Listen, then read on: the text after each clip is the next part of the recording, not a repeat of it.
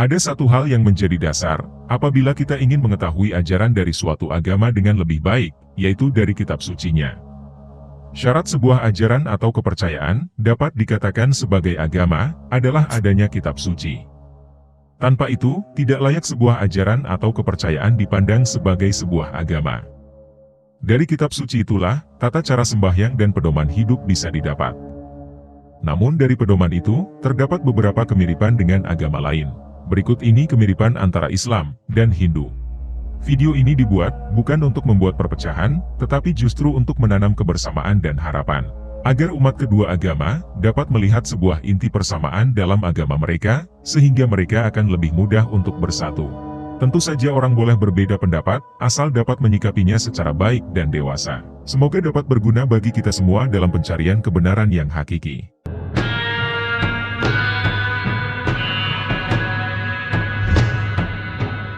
Menurut Jawaharlal Nehru dalam bukunya, Discovery of India, halaman 74-75, kata Hindu, pertama kali digunakan pada abad ke-8 pada masa Persia, dan tidak pernah digunakan untuk menerangkan penganut agama tertentu, tapi untuk menunjukkan suatu komunitas masyarakat.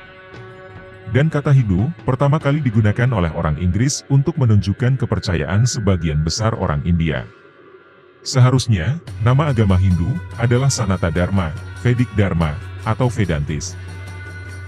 Sedangkan Islam berasal dari kata bahasa Arab, salam, yang artinya damai, atau kata slim, yang artinya penyerahan diri pada Tuhan. Jadi, Islam berarti kedamaian yang didapat karena penyerahan diri pada Tuhan. Dan semua yang menyerahkan diri kepada Tuhan disebut Muslim. Sebenarnya, menurut kepercayaan agama Islam, adalah salah kalau mengatakan Islam adalah sebuah agama yang didirikan oleh Nabi Muhammad. Islam sudah ada sejak dahulu, sejak manusia pertama ada di bumi ini. Nabi Muhammad bukanlah pendiri Islam, melainkan penutup para nabi. Konsep ketuhanan.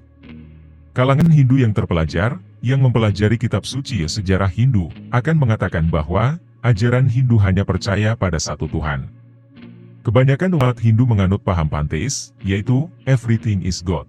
Matahari, bulan, bintang, bahkan ular pun dianggap Tuhan. Sedang umat Islam menganut paham, everything is God's, semuanya milik Tuhan. Pohon, manusia, bumi, bulan, bintang, dan lain-lain, semua adalah milik Tuhan.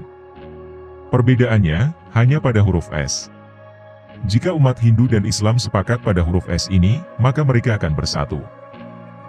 Kitab Hindu terbagi dalam dua kategori besar, yaitu Shruti dan Smriti. Shruti adalah sesuatu yang diturunkan, yang didengar, yang dirasakan, dan yang dipahami. Inilah yang diakui oleh cendekiawan Hindu sebagai wahyu Tuhan, dan derajatnya lebih tinggi dari kitab-kitab lain. Shruti terbagi dua, yaitu Veda dan Upanishad. Veda diambil dari kata Sanskerta, Ved, yang artinya pengetahuan. Jadi, Veda artinya pengetahuan yang sangat mulia. Veda dianggap paling dijamin keasliannya, dan paling dikeramatkan, serta dianggap bernilai wahyu dari Tuhan. Dalam kitab Upanishad menyatakan, bahwa Tuhan hanya ada satu, Tuhan itu tidak punya ibu dan bapak, dia tidak punya Tuhan dan pelindung, Tuhan itu tidak ada sesuatu pun yang menyerupai dia, dan Tuhan tidak bisa dilihat. Tidak ada orang yang mampu melihat dengan mata. Dalam kitab utama Hindu, Veda, juga menyatakan, bahwa tidak ada rupa bagi Tuhan, dia tidak pernah dilahirkan, dia yang berhak disembah. Tuhan tidak berbentuk dan dia suci. Mereka yang menyembah benda atau alam seperti api, air, udara, telah masuk ke dalam kegelapan. Tuhan itu Maha Esa, panggillah dia dengan berbagai nama. Di Islam, juga ada 99 nama untuk Tuhan yang satu. Dan sebagainya, seperti yang kami tampilkan dalam video. Kemudian, jawaban terbaik umat Islam tentang konsep Tuhan, adalah apa yang terdapat pada Quran Surat Al-Ikhlas ayat 1-4, katakanlah Muhammad, dialah Allah, yang Maha Esa. Allah tempat meminta segala sesuatu. Allah, tidak beranak dan tidak pula diperanakkan. Dan tidak ada sesuatu yang setara dengan dia. Ternyata, ayat-ayat dalam kitab-kitab Hindu yang disebut tadi, mempunyai kecocokan dengan apa yang tertulis dalam Surat Al-Ikhlas. Konsep kehidupan dan kematian. Umumnya umat Hindu percaya apa yang dinamakan samsara, yaitu perputaran kelahiran dan kematian berulang kali, yang dikenal dengan nama reinkarnasi. yaitu orang yang sudah mati rohnya akan berpindah pada sosok lain yang akan lahir kembali di dunia. Bila amalannya baik, maka ia akan terlahir kembali dengan kehidupan yang lebih baik. Tapi bila amalannya jelek, ia akan terlahir kembali dengan kehidupan yang buruk atau menjadi makhluk yang lebih rendah derajatnya. Akan tetapi ternyata hal ini tidak terdapat dalam Weda. Yang disebutkan Weda hanya punarjanam, atau hidup berikutnya atau hidup lagi, tapi bukan perputaran hidup mati. Dalam Weda juga terdapat konsep surga dan neraka yang mirip dengan konsep dalam Islam. Surga digambarkan tempat yang sangat indah, banyak mengalir sungai susu, buah bermacam-macam, tempatnya indah, dan lain-lain. Neraka juga digambarkan mirip dengan konsep dalam Islam, di mana neraka digambarkan dengan gambaran api, di mana di neraka orang akan mengalami penderitaan. Terdapat beberapa ayat yang dapat jadi acuan, seperti surat Al-Baqarah ayat 28 yang menyebutkan bahwa manusia pada awalnya adalah mati, kemudian dihidupkan oleh Allah, lalu akan mati dan dibangkitkan kembali. Lalu surat Al-Mulk ayat 2 yang menyebutkan bahwa Allah yang menciptakan hidup untuk jadi batu ujian. Hidup ini adalah ujian untuk kesuksesan di akhirat, dan lain sebagainya seperti yang kami tampilkan dalam video. Minuman keras. Quran Surat Al-Maidah ayat 90, menyebutkan larangan terhadap minuman keras, judi, menyembah berhala, mengundi nasib, adalah perbuatan keji dan termasuk perbuatan syaitan, dan menyuruh menjauhi perbuatan itu agar mendapat keberuntungan. Dalam Hindu ternyata juga ada konsep yang serupa, minuman keras, judi, mengundi nasib dengan bermain dadu dan meramal nasib, juga dilarang dalam kitab-kitab Hindu. Poligami. Di Islam konsep poligami terdapat dalam surat An-Nisa, ayat 3, di sana diperbolehkan menikah sampai 4 istri jika mampu berlaku adil. Lalu bagaimana dalam Hindu? Adakah disebutkan tentang poligami? Beberapa yang hal dapat dijadikan acuan adalah sebagai berikut. Ayahanda Sri Rama punya 4 istri, Krishna punya 16.100 istri. Jika dianalisa, orang Hindu boleh mempunyai istri berapapun ia mau, hanya saja di India, pemerintah membatasi orang Hindu hanya boleh menikah dengan 1 istri. Jihad. Dalam Islam, mungkin sudah tidak perlu diterangkan lagi untuk urusan jihad, atau berperang di jalan Tuhan. Hindu juga punya konsep jihad yang sama dengan Islam, yaitu berjuang atau berperang melawan kebatilan, seperti dalam paparan berikut ini. Seseorang yang jihad akan syahid atau disebut yoga. Bahkan, seorang ksatria tidak akan bisa masuk surga sampai dia berani berjihad. Rukun Islam dalam Hindu. Dalam riwayat Bukhari dan Muslim menyatakan, Islam itu terdiri atas 5 tiang, yaitu syahadat, sholat, puasa, zakat, dan haji. Syahadat adalah kesaksian bahwa tiada Tuhan selain Allah dan Muhammad adalah utusan Allah. Pembahasan konsep Tuhan ini sudah dibuktikan memang ada dalam Hindu.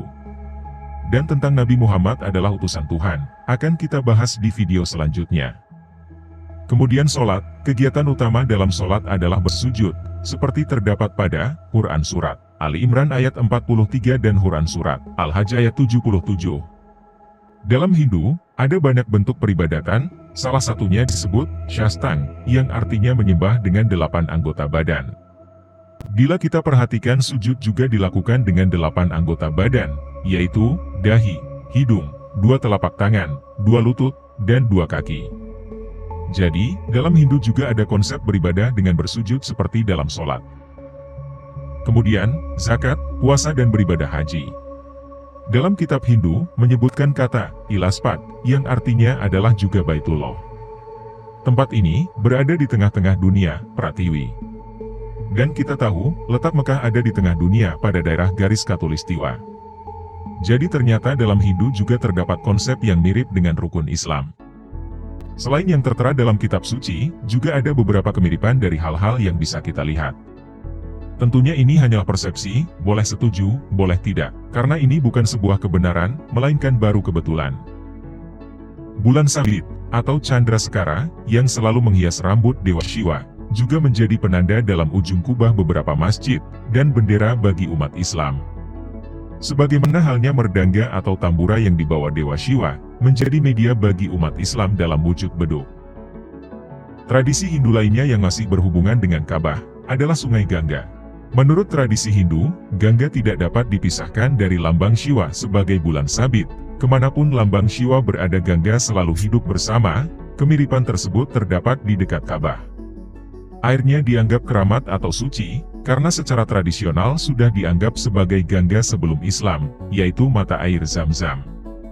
Bahkan hingga hari ini, para peziarah Muslim memperlakukan air Zam-Zam ini dengan penghormatan, hingga menaruhnya ke dalam botol sebagai air keramat bagi mereka dan keluarga di rumah. Selain itu, kebiasaan mengelilingi Ka'bah 7 kali, juga sama dengan tradisi Hindu untuk mengelilingi kuil tempat ista dewata yang mereka puja. Yang mana, kegiatan ini dikenal dengan nama Nagara Sankirtan. Dalam pemujaan, umat Islam biasanya menggunakan tasbih yang bijinya berjumlah 99 untuk melakukan pengulang-ulangan nama suci Tuhan. Hal yang sama, juga dilakukan oleh umat Hindu dengan menggunakan Japamala atau genitri yang jumlah bijinya 108, guna melakukan nama Smaranam. Genitri atau japa ini, juga merupakan atribut dari dewa-dewi Hindu, semisal Dewi Saraswati dan juga Mahadewa Shiva. Hindu memiliki 33 dewa, sebagian kecil orang Asia, juga memuja 33 dewa sebelum pengaruh Islam. Dalam Islam, kita dianjurkan untuk berzikir berulang-ulang sebanyak 33 kali. Mungkin lo ya, pengungkapan rahasia wahyu yang menarik dari kata Allah itu sendiri, berasal dari Sanskrit, atau sebuah ungkapan dalam bahasa Hindu India, yang mungkin dalam kata Sanskerta, di bahasa Sanskrit kata Allah, Aka dan Amba adalah satu sinonim, mereka mengartikan Dewi atau Ibu. Kata Allah, bentukan bahasa Sanskrit julukan untuk Dewa Durga, yang juga diketahui sebagai Bhavani, Candi, dan Mahishasumardini. Kata Tuhan bagi agama Islam, belum mengalami perubahan, tapi masih dari bahasa Sanskrit, yang masih terus dipertahankan oleh Islam hingga kini. Allah, arti awalnya adalah ibu, atau Dewi, atau Ibu Dewi, yang mengacu kepada Durga Dewi Saktinya Dewa Shiva. Secara kasat mata, tulisan Allah dalam aksara Arab, sekilas sangat mirip dengan Omkara, atau Trisula di ujung tombak Dewa Shiva. Trisula adalah senjata Shiva, salah satu dari Trimurti yang sering disembah pada masa kejayaan kerajaan Hindu-Buddha di Jawa, dan juga merupakan lambang dari kekuatan yang besar. Oleh karena itu, dewa penguasa laut juga selalu digambarkan membawa Trisula. Kalender bulan yang sesuai aturan India, dikenal di Asia Barat. Bulan Safar Muslim, menandakan bulan ekstra, atau adik maas dalam kalender Hindu. Bulan Robi Muslim, seperti yang terdapat pada kata Robiul Awal dan Robiul Akhir, juga merupakan adaptasi dari Rovi, yang artinya matahari. Karena, Sanskrit V, diubah ke Prakrit B, Prakrit sendiri adalah versi populer dari bahasa Sanskrit, serta masih banyak lagi persamaan arti maupun kata-katanya. Kemudian, dalam Islam ada Ka'bah sebagai titik pusat, atau titik menghadapkan wajah ketika berdoa. Dalam Hindu, ada lingga yoni yang dihormati, serta sangat sakral, dan menjadi media pemujaan. Beberapa pemeluk agama Hindu, melakukan pemujaan kepada Dewa Shiva dan Parwati dengan media ini. Pemujaan seperti ini, mungkin sudah jarang ditemui di Indonesia, tapi masih berlangsung di India sampai sekarang. Sebagian Weda, menentukan Panchmahayagna, atau 5 pemujaan setiap hari Panchmahayagna sebagai ritual sehari-hari bagi semua individu. Ini, hampir mirip dengan kewajiban orang Muslim membersihkan 5 bagian badan sebelum memulai doa, juga keharusan untuk berdoa, atau sembahyang sebanyak 5 kali sehari. Kata dalam Islam, Eid al-Fitr, berasal dari Eid of Peters. Artinya dalam bahasa Sanskrit, adalah tradisi pemujaan kepada leluhur atau nenek moyang, bersinergi dengan kebiasaan orang Hindu yang memperingati pelaksanaan Pitra Puja atau Pitpaksha selama sekitar 2 minggu atau 16 hari. Persamaan lainnya, adalah kebiasaan Islam mengamati kenaikan bulan sebelum menentukan perayaan Idul Fitri, juga sama dengan apa yang dilakukan umat Hindu saat menentukan hari Ganesha Chaturthi. Dengan mengetahui berbagai kemiripan ini, tentu kita berharap agar masing-masing pemeluk agama kembali menyadari, bahwasanya, Tuhan yang satu menurunkan kitab suci yang tampak berlainan, sesungguhnya memiliki eksistensi dan intisari yang sama, dan dengan tujuan yang sama, yakni memberikan petunjuk bagi umatnya agar menjadi manusia yang baik, yang dipenuhi dengan prinsip kemanusiaan, yakni mencerminkan satya atau kebenaran, dharma atau kebajikan, santi atau kedamaian, prema atau kasih sayang, dan ahimsa atau tindakan tanpa kekerasan. Maka, tanpa memperdulikan apapun agama dan keyakinan yang seseorang anut, ia akan berhak disebut sebagai manusia sejati yang beragama, jika bisa menampilkan pribadi sebagaimana dijabarkan sebagai sisi utama kemanusiaan itu. Sebab, agama yang tidak mengajarkan kelima prinsip dasar itu, sesungguhnya bukan agama Tuhan yang diturunkan bagi masyarakat manusia. Hanya dengan kembali ke kitab sucilah, seseorang dapat menemukan esensi sebenarnya dari ajaran agamanya yang mungkin saja tidak pernah diketahuinya karena minimnya membaca ke kitab suci. Selama ini, banyak umat yang hanya menerima saja apa yang diberikan oleh pemimpin agama mereka. Masalahnya adalah, banyak para pemuka agama yang seolah melarang umatnya untuk membaca atau menanyakan kejelasan maksud dari kitab suci, dan itu membuat terhalangnya umat untuk memahami kitab sucinya.